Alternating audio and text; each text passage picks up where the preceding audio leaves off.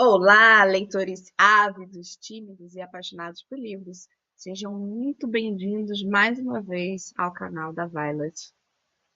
Para quem não me conhece, meu nome é Renata e eu sou autora de mais de 10 livros publicados totalmente independentes e estão disponíveis na Amazon. E um deles é o Drosófila, que é esse daqui que a gente segue na leitura hoje do capítulo 6. Conforme tinha combinado, ele sempre começa com uma linha. Ele sempre começa com uma frase de início e o personagem que vai estar narrando esse capítulo. Então, o personagem de hoje é a Lia e a frase é uma linha tênue. O nome do capítulo chama Distúrbio. A cidade estava sem vida. Era início de mais um ano e nada havia mudado para mim. Meus amigos se foram para outra cidade e eu, por um momento, vi algo positivo nisso. Não ia precisar ver seus olhos de comiseração em mim. Nem as perguntas: você está bem? No mercado, na farmácia, na porta de casa. É claro que não estou bem. Não está nada bem. Quer que eu conte como foi? Quer que eu conte como são meus dias? Quer que eu conte como meus sonhos acabaram? Quer que eu conte como minha vida acabou? Quer que eu conte como sinto nojo de mim mesma? Por quê? Por que eu? E o choro livre. Mas todo esse desabafo ficava só na minha mente. Sorria e respondia: vou ficar bem, mesmo não tendo certeza disso. Estou esgotada, não quero falar mais nada. Foram minhas últimas palavras nos 15 dias seguintes que se passaram. Estava me sentindo suja mesmo depois de tomar banho 3 vezes naquela manhã. O mínimo cheiro de suor despertava as piores lembranças. Quando entrava no escritório do psiquiatra, pedia que fosse reduzida a temperatura para abaixo de 18 graus Celsius. Não havia muitos médicos em Ibaí, e ser atendida em outra cidade estava fora de cogitação. O simples balançar do corpo pela inércia do movimento do carro ressuscitava a lembrança do movimento daquela noite. As náuseas surgiam, desculpa, as náuseas surgiam de forma violenta e não conseguia conter o vômito em minha garganta. Só dava tempo de abrir o vidro e vomitar pela janela do carro. A sensação de nojo aumentava, pois estávamos no verão. E mesmo minha mãe usando casaco dentro do carro, o bafo quente do lado de fora do carro suscitava mais outro jato de vômito. Assim, 3 dias depois daquela noite, estava no consultório do psiquiatra William. Sim, o irmão de Enzo. Como você está se sentindo hoje, Lia? Continuava olhando para a mesa e meneava a cabeça. Você se alimentou hoje? Balançava a cabeça afirmando. Você dormiu bem? Balançava a cabeça negando. Fez algo diferente hoje? Balançava a cabeça afirmando. Sem contar a consulta de agora. Saiu de casa? Balançava a cabeça afirmando. Você consegue olhar nos meus olhos, Lia? Só alguns segundos? Olhei rapidamente e uma lágrima caiu. Consegue fazer de novo? Olhar para mim? Olhei novamente e tentei sustentar o olhar.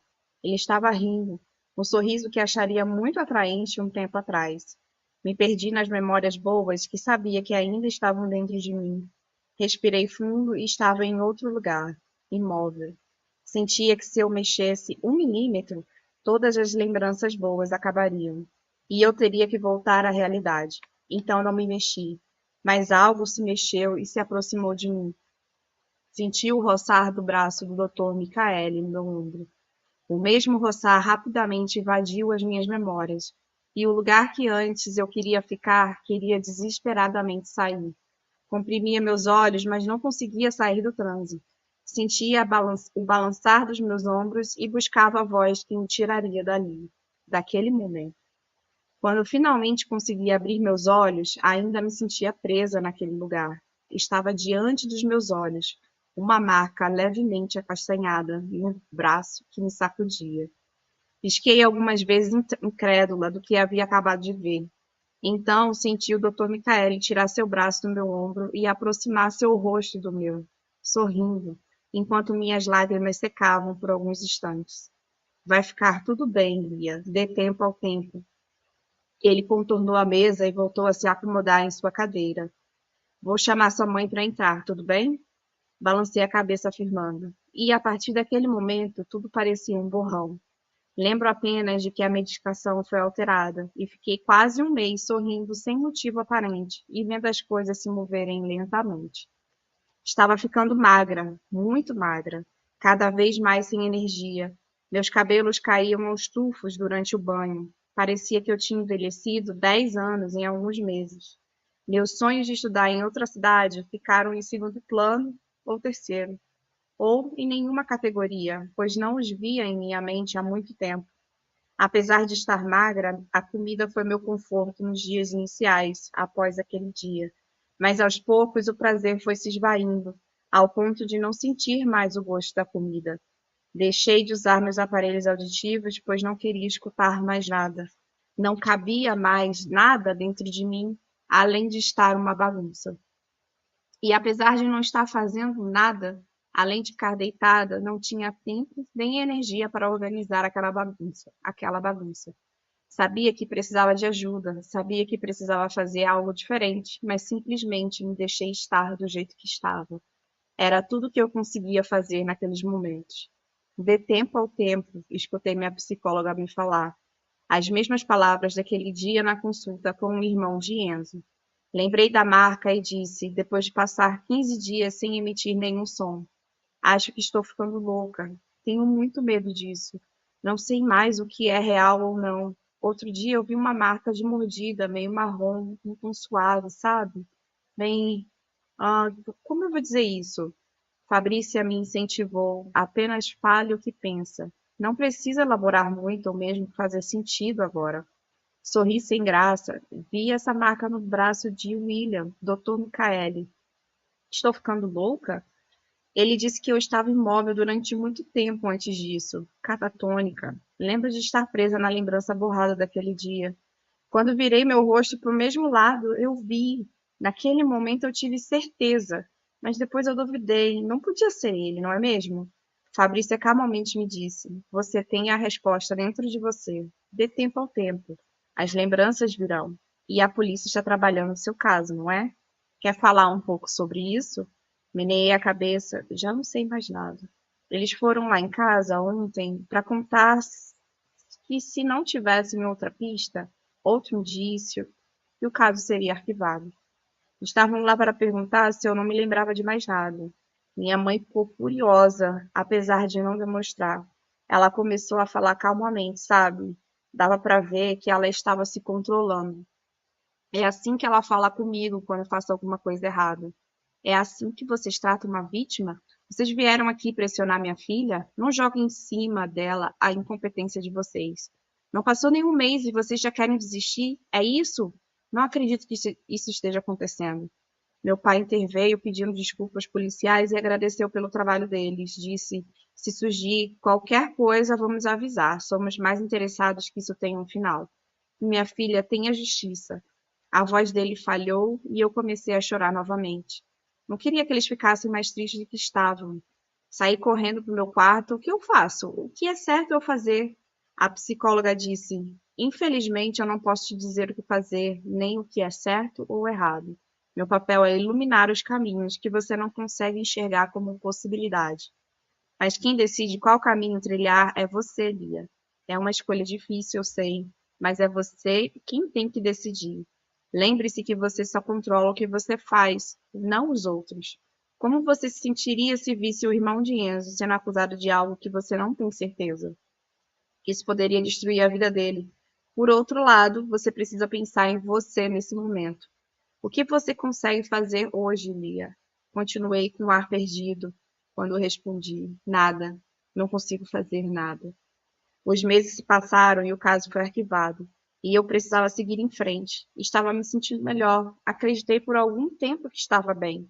Em conversa com meus pais, decidimos que eu ficaria aquele ano em Ibaí, sem estudar. Iria me concentrar na recuperação mental. E no ano seguinte, iria para a capital para iniciar a faculdade. Eu era jovem, Havia me formado jovem e iria completar 17 anos no mês seguinte. Então, aceitei a proposta para trabalhar até o final do ano no restaurante da senhora Micaele, a mãe de Enzo e Dr. Micaele. Era horário de almoço e eu estava limpando as mesas dos clientes que haviam levantado, quando percebi que o Dr. Micaele estava dentro do carro, estacionado a alguns metros de distância. Parei e fiquei observando. Ele havia reclinado o banco do motorista e por um momento achei que ele iria tirar um cochilo. Voltei a limpar as mesas e depois, distraída, deixei um copo de vidro cair no chão. Abaixei na intenção de recolher os cacos do chão com as mãos, e por alguns segundos fiquei parada olhando para o vidro quebrado na minha frente. Meus pensamentos estavam acelerados e o sentimento de que havia algo errado voltaram. Tentei reprimir e controlar o que eu estava sentindo, e de repente algo mudou. Um vazio. Me senti vazia. Ainda agachada, olhei ao redor enquanto afastava o cabelo do meu rosto. Parecia que tudo estava em câmera lenta. Senti o toque das minhas mãos no meu rosto, mas não senti o afago, o calor. Tentei pensar em Enzo e no quanto estava com saudades daquele tempo de inocência. Mas nada. Não senti nada. Não senti saudades. Não senti o calor no peito quando ele disse que gostava de mim. Vazia. Senti a necessidade de voltar a sentir. E ali estava um jeito. Em questão de segundos, senti novamente. Senti o calor do sangue escorrendo pelas minhas mãos. Tudo havia ficado escuro novamente. Eu só queria dormir. Esse é o final do capítulo 6, que também é um pouquinho mais curtinho. Ele é bem mais denso, né? E, e como o capítulo anterior, que eu havia falado no capítulo 5, né, que é falado pelo Enzo, ele serve para construir também o perfil psicológico do personagem. E eu gostaria de, mais uma vez, agradecer as pessoas que estão assistindo, estão comentando e estão curtindo o vídeo. Isso ajuda demais na divulgação, tá? E não deixe de acompanhar. Toda segunda-feira tem mais um vídeo para vocês, mais um novo capítulo, e eu vou ler sim o livro até o final, tá? Esse livro, como é de minha autoria, eu posso publicar ele até o final, todo o conteúdo lido. E eu estou disponibilizando exatamente para isso, para a divulgação do meu trabalho. Eu não tenho só esse livro, eu tenho mais outros livros disponíveis na Amazon e estão disponíveis no e-book, no Kindle Unlimited e na versão física também, tá? Mais uma vez, obrigada. E só para complementar, eu estou aqui na sala de casa, porque lá no escritório minha filha está lá estudando. Ela está numa semana de provas, então até a semana seguinte ela vai estar lá dentro estudando e eu prefiro que ela fique num lugar mais silencioso para poder estudar sem interrupções. E eu resolvi vir para cá e eu tô vendo que eu até gostei um pouquinho mais assim da imagem de fundo. Vocês poderiam comentar e deixar se preferem desse jeito ou da outra versão lá do escritório. Então, é uma parede lisa, não tem quase nada, só tem a minha poltrona, que eu tô numa cadeira branca, né? Pra que vocês não dêem pra ver direito. Mas é isso, tá? Até a próxima. Tchau, tchau.